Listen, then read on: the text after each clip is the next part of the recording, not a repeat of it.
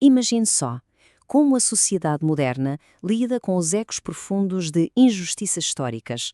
Essa é, sem dúvida, uma daquelas questões colossais que, literalmente, moldam o tecido das nossas nações hoje. E olha, resolver isso não é só olhar para trás, não. É sobre como desenhar o amanhã. Então, vamos começar a nossa análise explicativa de hoje. Ao longo dessa jornada, vamos desvendar as fundações filosóficas e os debates super intensos sobre reparações. A ideia aqui é investigar, de forma estruturada e totalmente imparcial, como os teóricos abordam desde uns quebra-cabeças lógicos que parecem ficção científica, até o destino das políticas globais e climáticas. Certo, vamos dar uma olhada no nosso roteiro. Começaremos com o número 1, o paradoxo da não-identidade. Depois, vamos explorar o ponto 2, indivíduos ou responsabilidade coletiva. Em seguida, para onde aponta nosso relógio moral no 3, reparar o passado ou o futuro. Logo após, os difíceis critérios de justiça distributiva no ponto 4. E para fechar com tudo, o ponto 5, a nova fronteira da justiça climática.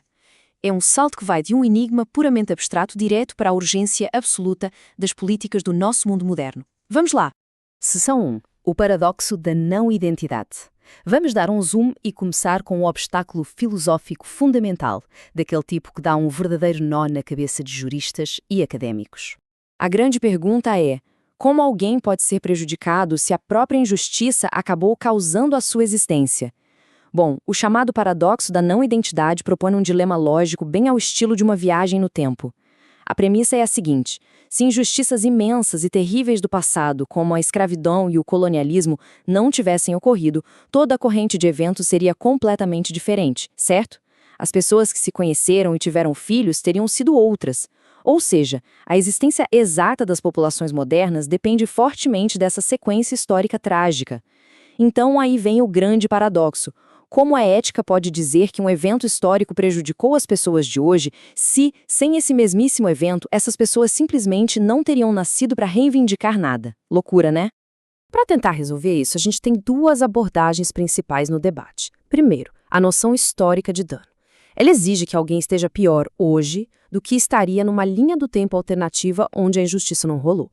Mas, como vimos, é bem aí que o paradoxo trava tudo. Por outro lado, a gente tem a concepção de limite de dano que simplesmente desvia desse nó lógico. Em vez de ficar tentando adivinhar quem existiria num mundo paralelo, ela faz uma pergunta bem direta. As condições de uma pessoa hoje caem abaixo de um padrão mínimo e básico de dignidade e bem-estar? Assim, o foco ético muda radicalmente de o que poderia ter sido para como garantir uma vida digna agora. Avançando para a seção 2. Indivíduos ou responsabilidade coletiva. Aqui a gente sai do dilema individual e olha para os grupos para tentar entender de quem é a culpa através das gerações. O filósofo H.D. Lewis tem uma citação bem forte que diz: a responsabilidade coletiva é bárbara. Isso ilustra maravilhosamente uma visão super restrita de individualismo. Basicamente, a culpa moral pertence única e exclusivamente a quem cometeu o ato. A agência moral estaria só na vontade da pessoa isolada. Então, para Lewis, cobrar a conta ou responsabilizar os cidadãos de hoje por atrocidades cometidas por outras pessoas séculos atrás, só porque compartilham a mesma nacionalidade ou árvore genealógica, seria uma barbárie moral totalmente inaceitável. Agora, o que é muito interessante neste próximo ponto é a chamada responsabilidade do beneficiário, que surge como um contraponto forte à visão de Lewis. Aqui, o foco muda completamente. Não importa tanto quem puxou o gatilho lá atrás, mas sim quem colhe os frutos sistémicos hoje. Pense nisso como uma herança, sabe? O argumento é que, se a riqueza, as instituições sólidas e o poder global foram erguidos sobre injustiças estruturais no passado, aqueles que herdam e desfrutam desses privilégios hoje carregam sim uma obrigação moral para com as comunidades afetadas. E isso independentemente de terem qualquer culpa pessoal direta. Buscando um meio-termo filosófico, o pensador Gregory Mellema propõe um espectro de cumplicidade. Ele mostra que a culpa raramente é um simples sim ou não. Mesmo que alguém hoje não tenha ativamente induzido a opressão, existem várias formas de cumplicidade passiva. Uma pessoa pode ser considerada cúmplice por, digamos, se omitir diante de falhas do sistema, por consentir silenciosamente com políticas que geram desigualdade ou até por simplesmente usufruir ativamente desses resultados. É, no fundo, uma tentativa bem interessante de equilibrar a ação do indivíduo isolado com as obrigações maiores que temos com a sociedade. Isso nos leva à dimensão do tempo na nossa seção 3, reparar o passado ou o futuro. Vamos ver para onde o ponteiro da justiça deve apontar.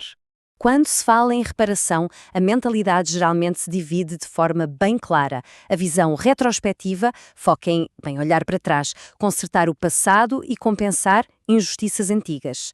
Mas críticos como o teórico Cohen argumentam que tentar compensar o passado muitas vezes cria fardos injustos e ineficientes lá na frente. Em contrapartida, temos a visão prospectiva, defendida por autores como Sterba.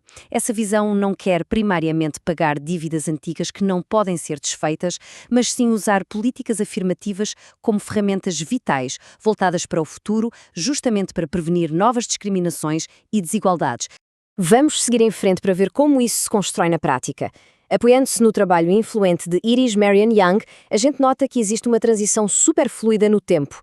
A injustiça histórica não sumiu no ar, ela se cristalizou em leis de zoneamento, em falta de acesso à educação e numa desigualdade estrutural rígida no presente. Para Young, a nossa responsabilidade ética hoje é essencialmente voltada para o futuro. A urgência de verdade está em desconstruir as estruturas atuais e prevenir mais danos, em vez de só tentar assinar cheques pelo que passou. A mudança, no fim das contas, tem que ser na raiz do problema. Dando mais um zoom out, chegamos à seção 4, Critérios de Justiça Distributiva. Afinal, como as sociedades decidem dividir o bolo de forma justa e lidar com a desigualdade sistêmica? O conceito-chave que sustenta muita dessa discussão é o suficientarismo. É uma ideia simples, mas incrivelmente poderosa. O objetivo principal de qualquer sistema tem que ser garantir que ninguém, absolutamente ninguém, caia abaixo de um limiar básico de necessidade e dignidade. O brilhante John Rawls usou uma variação desse princípio para pensar nas gerações futuras. Para ele, as instituições de hoje têm o dever de poupar recursos vitais. Precisamos manter a integridade estrutural agora para garantir que o chão da suficiência simplesmente não desabe sobre os seres humanos da amanhã. Mas, e a grande questão? O que acontece quando não há recursos ou fundos para todo mundo? É aqui que a filosofia encontra a escassez cruel do mundo real. Os governos precisam fazer escolhas dificilíssimas. Eles podem tentar canalizar tudo para aliviar a pobreza dos absolutamente mais necessitados ou, alternativamente, tentar salvar o maior número possível de pessoas que estão logo ali, no limite da suficiência, o que infelizmente delega outros ao sofrimento contínuo. Tem também a visão de prioridade, que tenta equilibrar o jogo pesando a gravidade de cada caso. A verdade é que todas essas opções envolvem escolhas moralmente bem dolorosas. E tudo isso colide de frente com o mundo real agora.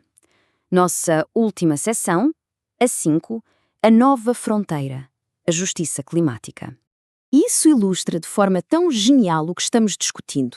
O pensador Olufemi Taiwo traz uma metáfora incrível e, para ser sincero, um pouco assustadora. Ele diz que o sistema económico global é estruturado como uma antiga malha de aquedutos. Só que, em vez de água, essas imensas tubulações que foram escavadas pelas pedras do colonialismo e da escravidão canalizam recursos, inovações e riqueza numa direção, enquanto espejam desvantagens e riscos noutra. Para ele, não há coincidência nenhuma na forma como os perigos das mudanças climáticas estão fluindo através das populações hoje em dia. E os dados empíricos de pesquisadores como Sayas e Tzoi confirmam essa estrutura invisível de uma forma bem dura. Pense nisso. De um lado, antigos estados colonizadores acumularam uma riqueza histórica massiva e, ao mesmo tempo, têm uma vulnerabilidade climática super baixa. Eles têm dinheiro para se proteger dos extremos da natureza. Do outro lado, nações que foram historicamente colonizadas enfrentam uma tempestade perfeita, uma vulnerabilidade climática altíssima, combinada com cofres quase vazios. Séculos de inércia criaram esse panorama, colocando o peso esmagador do aquecimento global justo sobre aqueles com menos recursos para se defender. Então, como quebrar o fluxo histórico desses aquedutos? Bom, as táticas debatidas hoje para chamadas reparações climáticas são bem audaciosas. Não estamos falando só de ajuda humanitária leve, não. O debate inclui transferências massivas e incondicionais de capital para equipar áreas de risco e fundos climáticos globais bilionários financiados por quem mais emitiu carbono. Entram na mesa também ideias mais duras, como abolir paraísos fiscais para ajudar a financiar a transição verde. O grande foco de tudo isso? Devolver o poder às comunidades afetadas, garantindo que elas mesmas façam a gestão dos seus recursos. O que nos deixa diante de uma reflexão verdadeiramente monumental. Compreender essa análise sobre reparações significa absorver toda essa dinâmica, desde os paradoxos sobre a nossa identidade, até decidir se vamos apenas colocar curativos em fraturas antigas ou se vamos intencionalmente desenhar um novo mundo, um mundo que garanta suficiência para os próximos milénios. Num planeta que está literalmente fervendo, ignorar a arquitetura erguida no passado é convidar a catástrofe. Será que vamos reconstruir coletivamente esses antigos aquedutos? A pergunta final que fica para nós não é apenas se a sociedade deve fazer isso, mas se teremos a coragem coletiva para começar.